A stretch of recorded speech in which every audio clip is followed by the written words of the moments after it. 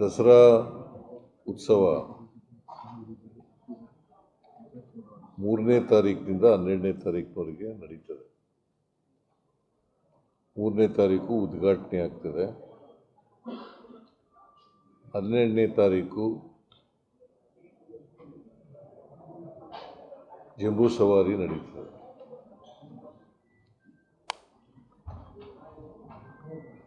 ನಾವು 3ನೇ ತಾರೀಕಿನಿಂದ 11ನೇ ತಾರೀಕಿನವರೆಗೆ ನವರಾತ್ರಿ ಅಂತ ಕರಿತೀವಿ.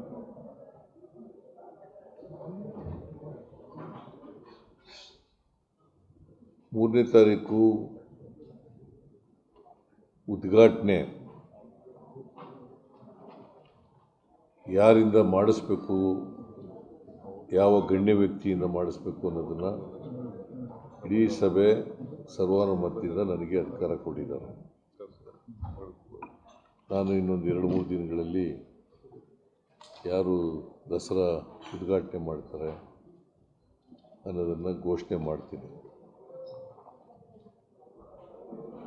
ಒಂದು ಕಾರ್ಯಕಾರಿಣಿ ಸಮಿತಿ ಸಭೆ ಇರ್ತದೆ. ಆ ಕಾರ್ಯಕಾರಿಣಿ ಸಮಿತಿ ಸಭೆಯ ಅಧ್ಯಕ್ಷತೆಯನ್ನು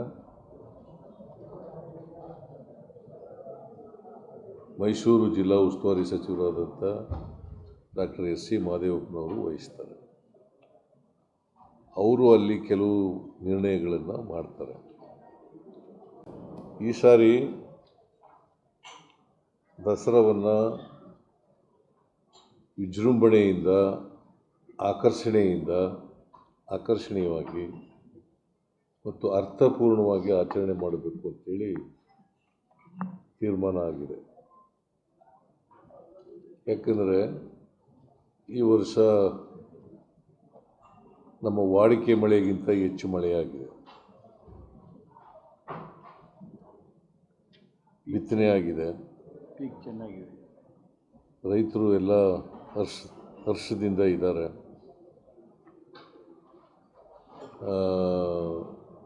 ಬೆಳೆ ಚೆನ್ನಾಗಿ ಬರ್ತಾ ಇದೆ. ಎಲ್ಲ ಜಲಾಶಯಗಳು ಕೂಡ ತುಂಬಿದ್ದಾವೆ. ಕರ್ನಾಟಕದಲ್ಲಿರ್ತಕ್ಕಂಥ ಎಲ್ಲ ಜಲಾಶಯಗಳು ಕೂಡ ತುಂಬಿದ್ದಾವೆ. ಅದರಿಂದ ಕಳೆದ ವರ್ಷ ಏನಾಗಿತ್ತು, ಬರಗಾಲ ಇತ್ತು, ಮಳೆ ಸಾಕಷ್ಟು ಆಗಲಿಲ್ಲ. ಬರಗಾಲ ಇದ್ದದ್ರಿಂದ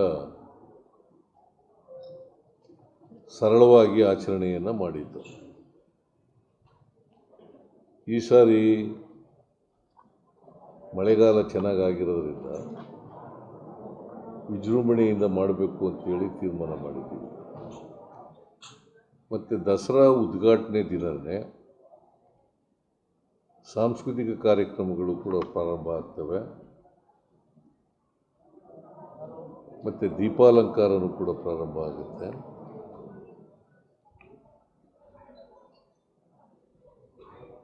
ದಸರಾ ವಸ್ತು ಪ್ರದರ್ಶನವೂ ಕೂಡ ಪ್ರಾರಂಭ ಆಗುತ್ತೆ.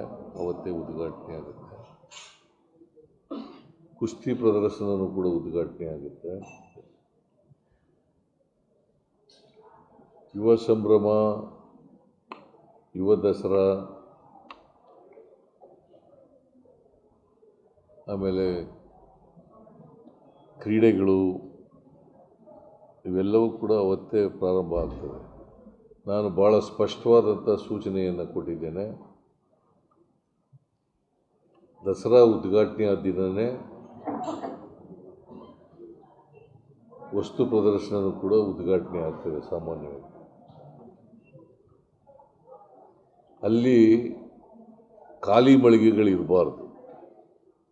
ಅಯ್ಯೂಬ್ ಖಾನ್ ಕೂಡ ಇಲ್ಲೇ ಇದ್ದಾರೆ, ವಸ್ತು ಪ್ರದರ್ಶನದ ಅಧ್ಯಕ್ಷರು.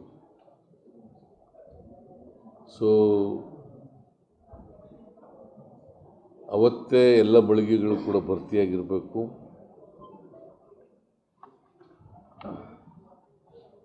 ವಸ್ತು ಪ್ರದರ್ಶನದಲ್ಲಿ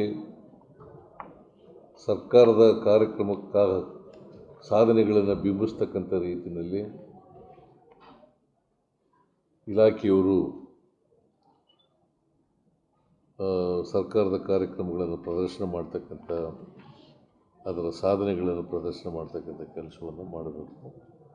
ಅವತ್ತೇ ಅವೆಲ್ಲವೂ ಕೂಡ ಪ್ರಾರಂಭ ಆಗಬೇಕು ಅಂತ ಕಟ್ಟುನಿಟ್ಟಿನ ಸೂಚನೆಯನ್ನು ಕೊಟ್ಟಿದ್ದೀನಿ.